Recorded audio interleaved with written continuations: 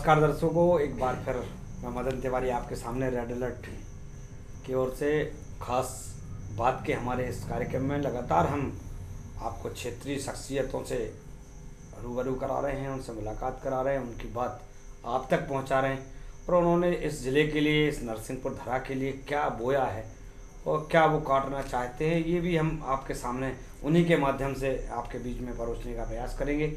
खास मुलाकात के इस कार्यक्रम में हमारे ही नगर की एक शख्सियत, काफ़ी नाम चलता है, अच्छे व्यापारी में भी उनका नाम आता है, राजनीति में भी एक अच्छी पैठ रखने वाले ब्लॉक अध्यक्ष कांग्रेस के नरेंद्र राजपूत जी हमारे बीच में हैं। हम आपको मुलाकात कराते हैं उनसे। नरेंद्र जी, स्वागत है आपका। नमस्कार। नमस्कार साहब। ये हमारी खास मुलाकात है। इस खास मुलाकात का उद्देश्य ये है कि आपकी पारिवारिक पृष्ठभूमि, आपकी शिक्षा दीक्षा, आपका नरसिंहपुर के प्रति समर्पण और आपका फैमिली बैकग्राउंड और आपकी व्यक्तिगत चाहतें क्या रहीं और क्या आप समाज को बताना चाहते हैं, इन सब को लेकर ये कार्यक्रम हमारे द्वारा यहाँ प्रस्तुत किया जा रहा है। तो जनता भी ये चाहती है कि हमारा जो जनप्रतिनिधि हो, हमारा जो नेता हो, जैसे हम नेता माने, सिरमौर के रूप में जैसे हम स्वीकार करें, तो उसकी हकीकतों से हमें रूबरू रहना चाहिए। मुझे लगता है यही एक कारण है, यही इसके कारण ये दिल पे बात आई और एक खास मुलाकात के माध्यम से हम जनता के बीच में हैं। तो इसी कड़ी में हम आपसे पूछना चाहते हैं कि आपका जो प्राथमिक शिक्षा दीक्षा है, पारिवारिक बैकग्राउंड है, आपकी जो क्या क्या क्या कार्य आपके द्वारा किए गए, तो ये थोड़ा सा आपका संक्षिप्त परिचय हमारे दर्शकों को बताएं। मैं नरसिंहपुर के निवासी हूँ, नरसिंहपुर में ही जन्मा हूँ, वो मेरा जन्म स्थान यहीं का है और मेरी शिक्षा जो है बीए फाइनल यहाँ नरसिंहपुर से की है मैंने। और बिजनेसमैन व्यापारी भी है मेरे पास, होटल है, व्यवसाय है अलग अलग। उसके बाद मैं राजनीति का भी शौक़ रखता हूँ और समाज सेवा का शौक़ रखता हूँ मुख्य रूप से। मेरे परिवार में संयुक्त परिवार, 3 भाई हम लोग जो मेरे साथ सहयोग में रहते हैं हमेशा। माता पिता हैं, वो भी सहयोग में रहते हैं, आशीर्वाद रहता है उनका हमेशा। नरसिंहपुर भी जन्म। पूर्व पार्षद रहे हैं आप, आपने पार्षद रहते हुए अपनी जिम्मेदारियों का निर्वहन किया। इनकी यदि खूबी की यदि हम बात करते हैं तो सबसे बड़ी खूबी ये आती है कि सबको अपने प्रेम में समेटे हुए रहते हैं। और वहीं दूसरी ओर व्यावसायिकता की यदि हम बात करते हैं तो व्यावसायिकता पर भी आपने एक अच्छी मुकाम हासिल किया है। आपकी खुद की होटल्स हैं, खुद का एक बहुत बड़ा व्यापार है, ट्रांसपोर्ट का भी आपका बहुत बड़ा व्यवसाय है और एक सम्मिलित परिवार में रहते हुए समाज में समाज सेवा के माध्यम से समाज के बीच में रहते हुए और राजनीतिक भी संघर्ष आपने झेले हैं। तो हम उन्हीं से जानते हैं, उनकी ज़ुबानी कि एक अच्छे व्यापारी के गुण तो आप में बहुत अधिक पाए जाते हैं और उससे आपने मुकाम भी हासिल किया। लेकिन उसके बाद आखिर राजनीति और समाज सेवा का जो जुनून है या जज्बा है या सोच है, आखिर कहाँ से आपके अंदर आई, कहाँ से प्रेरणा मिली? एक्चुअली मैंने 91-92 से राजनीति में आया हूँ मैं, युवक कांग्रेस से। और युवक कांग्रेस से मैंने देखा जब राजीव जी 21 मई, मुझे ध्यान है जहाँ तक 21 मई 1991 उनकी घटना, एक घटना में उनकी हत्या हुई।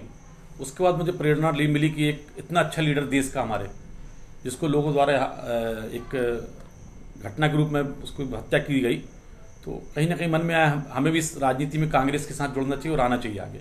और चूँकि मेरा परिवार भी पूर्व पहले से कांग्रेसी था, तो उससे बाद मैंने युवक कांग्रेस में आया। फिर जैसे जैसे समय निकलते गया, 2004 में मुझे पार्षद बनने का मौका मिला, सौभाग्य मिला। नरसिंहपुर से मैं 1 वार्ड से पार्षद रहा। उसके बाद मैं जिला कांग्रेस कमेटी मेरा पदाधिकारी रहा। अभी वर्तमान में ब्लॉक अध्यक्ष हूँ नरसिंहपुर से। तो ऐसे कांग्रेस ने मुझे सेवा का मौका मिला, एक कार्यकर्ता के रूप में मुझे अच्छा स्थान दिया। कांग्रेस में जो समाज सेवी भाव आपके रहे हैं, एक सबसे मुलाकात भी आपकी अच्छी रही है। वो वर्तमान राजनीतिक सुगबुगाहट यदि हम कहें तो विधानसभा चुनाव की आ पड़ी है। यदि हम कदमों की बात करें तो कदम भी आगे बढ़ चुके हैं और आम जनता भी बिल्कुल टकटकी लगाकर एक इंतज़ार कर रही है कि वो दिन, वो सौभाग्यशाली दिन कब आएगा कि वो दिन डिसाइड होगा, वो डेट डिसाइड होगी जब उसे अपना मताधिकार देने का समय मिलेगा। वो भी ये जानते हैं कि उसे अपना मताधिकार देना है, एक अपना लोकतंत्र के माध्यम से एक सशक्त दावेदार, सशक्त व्यक्ति को अपने सिरमौरे पर बैठाना है। तो उसी कड़ी में कहीं ना कहीं आपका नाम भी एक दावेदार के रूप में यहाँ चल रहा है। तो कितना फील करते, क्या क्या उसमें सोच है आपकी, क्या आप जनता के साथ कर पाएंगे? निश्चित ही जो आपने बात बताई मुझे दावेदारी और इच्छा भी जाहिर करता हूँ अपनी, लेकिन ये पार्टी को तय करना है। मैं तो कांग्रेस का एक सच्चा सिपाही हूँ। अगर पार्टी मुझे उस लायक समझती है तो निश्चित ही मैं उनके लिए खरा उतरूँगा। नरसिंहपुर विधानसभा के लिए इच्छुक हूँ मैं, और मैंने अपनी दावेदारी दी है, वहाँ आवेदन किया पार्टी को, और वर्तमान में जो मुझे जिम्मेदारी थी वो भी मैं निर्वहन कर रहा हूँ बहुत अच्छे से। पार्टी चाहेगी तो मुझे बनाएगी उम्मीदवार, तो निश्चित मैं उसको जनता के बीच में खरा उतरूँगा। वही दूसरी बात यदि हम करते हैं कि पार्टी की एक नीति पार्टी ने अभी बनाई है कि सर्वे के आधार पर ही टिकट का वितरण होगा। हाँ, ये हमारे वरिष्ठ ऊपर के नेताओं की सूझबूझ है, अच्छे उसको विचार करके अच्छे लोगों को लाना चाह रहे हैं वो, जो कांग्रेस के माध्यम से जनता की सेवा कर सकें, कांग्रेस को और अच्छी ऊंचाइयों पर ले जा सकें, लोगों की सेवा कर सकें, और एक अच्छी पार्टी के रूप में जो कांग्रेस की हमेशा साख रहती है, अच्छे लोगों को लाना चाहते हूँ। क्या लगता है कि जो संघर्ष आपने जीवन में किए हैं, उस संघर्ष के बलबूते कहें या वर्तमान में जो एक सिद्धांत पार्टी ने बनाया कि सर्वे के आधार पे ही जो मेरिट में आएगा उसको टिकट मिलेगी, तो उस पर आप लगातार ग्रामीण क्षेत्रों में, शहरी क्षेत्रों में आपके दौरे भी चल रहे हैं। बिल्कुल। तो क्या समझ में आ रहा है आपको? नहीं, बिल्कुल आपके कहना सही है, दौरे कर रहे हैं, हम भी कर रहे हैं, कुछ और लोग भी हैं जो दावेदारी प्रस्तुत कर रहे हैं, और पार्टी में से जिसको अपने उपयुक्त समझेगी उसको टिकट देगी। और सभी लोग कांग्रेसी हैं, जो 2-5 लोग दौड़ में हैं, और हम लोग सब मिलजुल के लड़ने के मूड में हैं। जो भी जिसको मिलेगी कांग्रेस पार्टी के नाम से हम लोग उसका मिलजुल कर चुनाव लड़ेंगे। एक परंपरा रही है, क्या वो परंपरा टूट जाएगी? एक परंपरा ये रही है, चाहे दल कोई भी हो, तो प्रत्याशी यदि 8 होते हैं या 10 होते हैं तो 2 या 3 तो सपोर्ट कर देते हैं, बाकी 7 लोग जो है वो विश्वासघात की श्रेणी में विश्वासघात के कार्य करते हैं। लेकिन अब सोशल मीडिया का युग है, बड़ा संभल के कदम रखने की आवश्यकता है कि जो भी विरोध करेगा तो वो भी सामने निकल कर आएगा। क्या लगता है कि ऐसी कोई स्थिति भी सामने निर्मित होगी? नहीं, ऐसा आपका सूचना गलत है, ये आपका नजरिया हो सकता है मीडिया का, लेकिन हम लोगों में कांग्रेस में ऐसा कुछ नहीं है। हम लोगों में सब एकजुटता है, और हमारे ऊपर भी लीडर सब एक हैं, और निश्चित ही सब एकजुट होकर कांग्रेस लड़ेगी चुनाव, ये आने वाला समय बताएगा। चलिए व्यक्तिगत बात पे आते हैं, हम पारिवारिक पृष्ठभूमि पर जाते हैं। एक अच्छा सम्मिलित परिवार है आपका और अच्छे से रहते हैं, तो ऐसी कोई याद है, ऐसी कोई कभी अच्छा लगता हो, कभी कोई चीज़ गुनगुनाते हो जो आप समाज के सामने परोसना चाह रहे हैं? ए मेरे वतन के लोगों जरा याद करो कुर्बानी, वो शहीद हुए हैं जिनकी याद। चलिए इसी कड़ी में यदि हम बात करें तो एक अच्छे या सशक्त व्यक्ति या ये कहें कि एक सफल व्यक्ति के पीछे किसी न किसी नारी का हाथ होता है, तो आप किसे ये श्रेय देना चाहते हैं?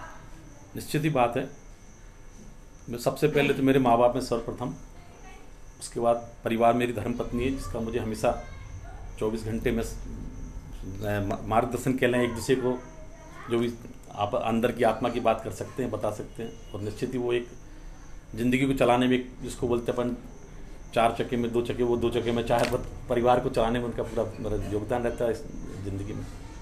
आपकी सफलता के पीछे कहीं ना कहीं उनको श्रेय जाता है? निश्चित जाता है, परिवार को, पूरे परिवार को श्रेय जाता है, मेरे भाइयों को, मेरी बहनों को, मेरे माता पिता को, मेरी पत्नी को। पत्नी की कितनी भूमिका रहती है आपके राजनीतिक करियर में? नहीं, वो तो राजनीतिक करियर में तो नहीं है, लेकिन एक सामाजिक करियर में जरूर रखती हूँ कि समाज में अच्छे काम करें। क्योंकि हमारे इसके पहले बुजुर्गों की बात करता हूँ मैं, उनने हमें एक प्रेरणा दी थी कि हम उस प्रेरणा से आज पिछले 15-20 सालों से स्टेशन में, शहर में पूर्व गर्मी, हर गर्मी में 4 महीने प्याऊ लगाते हैं, निःशुल्क पानी के 10-20 स्टॉल लगाते हैं। उस प्रेरणा से आज 5 साल से हमने अपने निवास स्थान पर डेली गरीबों को भोजन, 25 से 50 लोगों को भोजन कराते हैं, वो भी पिछले 5 साल से कंटिन्यू कराते हैं। और ऊपर वाले कृपा से वो अच्छे से फल फूल रहे हैं, कर रहे हैं। बहुत सामाजिक कार्य करने में अच्छा लगता है, अपने आप को गर्व महसूस होता है। चलिए, इस बार यदि पार्टी आपको दायित्व सौंपती है तो निश्चित, अगर पार्टी उस योग्य समझेगी मुझे कार्यकर्ता को, तो उसका निर्माण करूंगा, मैं ईमानदारी से करूंगा। लेकिन पार्टी में कहीं ना कहीं फूट के नज़र आते हैं तो... नहीं, ऐसा कहीं नहीं है। ये तो क्या है, राजनीतिक दलों में एक दूसरे को उंगली उठाई जाती है, लेकिन कांग्रेस में इसमें एकजुटता है। हमारे माननीय प्रदेश अध्यक्ष कमलनाथ जी के आने से कांग्रेस में और एकजुटता बढ़ी है, और सभी लोगों का उसमें समर्थन मिल रहा है, सिंधिया जी का, पचौरी जी का, और भी जो हमारे दिग्गज नेता हैं, अजय सिंह जी जितने हैं, दिग्विजय सिंह जी, सभी लोग एकजुट होकर कार्य कर रहे हैं। तो हमारे बीच में थे नरसिंहपुर के ही नरेंद्र राजपूत जी, और कांग्रेस पार्टी में बहुत अच्छे स्थान पर आप लगातार संघर्षरत हैं। बहुत बढ़िया तरीके से प्रस्तुत उनकी कार्यशैली से जनता भी रूबरू है। एक सफल व्यापारी के साथ एक सफल राजनेता भी उन्हें कहा जा सकता है। समाज सेवा की यदि हम बात करते हैं तो लगातार उनके परिवार में ये परंपरा चली आई है, ये संस्कार हैं इस परिवार के कि उस हिसाब से वो समाज सेवा को प्राथमिकता देते हैं। अब रही बात उनके व्यवसाय की, तो व्यवसाय में भी उनका जो है वो अच्छा मुकाम उन्होंने हासिल किया है और लगातार जनता के बीच में वो जनता के लिए सदैव खड़े रहते हैं, हमारे अपनों के लिए।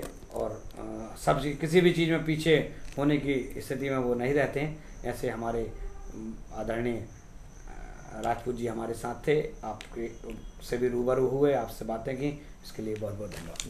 धन्यवाद।